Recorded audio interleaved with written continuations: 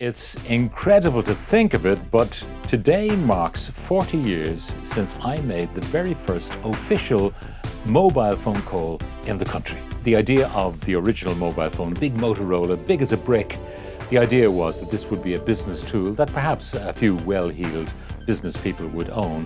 Little did we know that within 40 years we'd have everything in our pockets. We'd have a map, a diary, an encyclopedia, a movie theatre, pretty much everything we wanted. But at the time, it still seemed like a bit of magic that you could be on the top of a bus and make a phone call, or in the middle of a field and make a phone call. We all understand now, I suppose more than ever, how the whole technology works. But it was in its infancy then, and the excitement was absolutely enormous, because don't forget, in Ireland, you couldn't even get a landline. I mean, you put your name down, and if you were lucky, 3 years later, Telecom Éireann would arrive and install a line in your home, and even then, you might have to share one with the people next door. That's how it was.